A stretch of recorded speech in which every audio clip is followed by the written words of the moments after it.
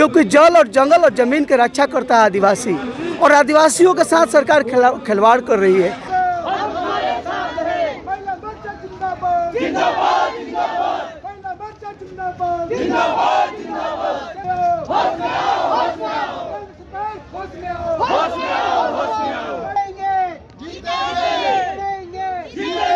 जी, मेरा नाम रमेश कुमार गोंड है। धर्म कलम जो हमारा था 1941 तक, जो सरकार एक साजिश के तहत ख़त्म कर दी है, उसी को फिर से ट्राइबल कलम लागू करने के लिए हम पूरे भारत से आदिवासी समाज जंतर मंतर को उपस्थित हुए हैं।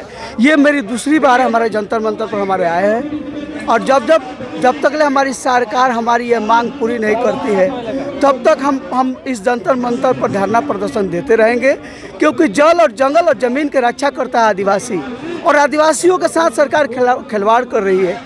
आदिवासियों को हिंदूकरण में परिणत कर रही है। इसलिए हम पूरे भारत के आदिवासी समाज इस जंतर मंतर पर उपस्थित हुए हैं, और हमारा धर्म कलम जो था उसको फिर से लागू करना होगा, और हम हर बार यहाँ आते रहेंगे जब तक हमारा धर्म कलम लागू ना हो जाता है। क्योंकि भारतीय संविधान के आर्टिकल 325, 366, 25 आदिवासी की पहचान है। 342 के तहत आदिवासियों का अलग अलग पहचान, आदिवासियों पर हिंदू कोड बिल लागू नहीं होता, मुस्लिम पर्सनल लॉ एक्ट लागू नहीं होता, इंडियन सक्सेशन एक्ट या ईसाई एक्ट हम आदिवासियों पर लागू नहीं होता। संविधान ने हमें इन सभी धर्मों से हमें अलग माना है। धर्म पूर्वी संस्कृति यानी प्राकृतिक पूजक है। संविधान ने हमें इन सभी धर्मों से अलग माना है।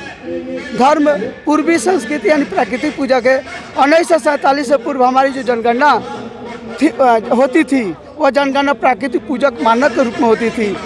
1901, 1911, 1921, 1931 और 1941 हमारी जो जनगणना हुई है वह प्राकृतिक पूजा के रूप में हुई है।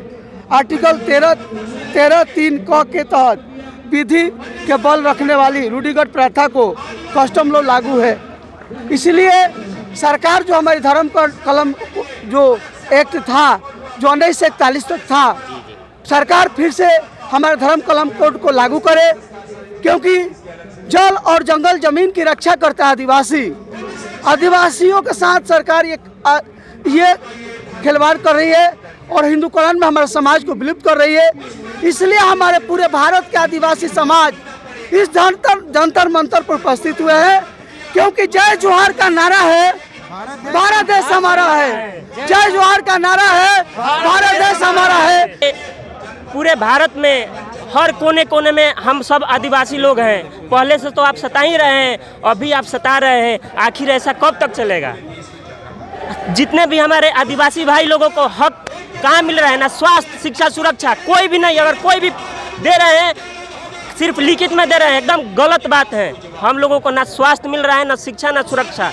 अगर शिक्षा मिल जाता ना, शिक्षा वो श्रेणी का दूध है जो जितना पिएगा उतना ही दहाड़ेगा। ठीक है, तो हम यही कहेंगे कि सारे अपने स्वजातीय भाई लोग से कहेंगे कि एकजुट होकर इस लड़ाई को आगे बढ़ाइए। हमारे जो रमेश भैया ये कदम उठाए हैं, इस कदम को आप लोग कंधे से कंधे मिला के सफल बनाइए।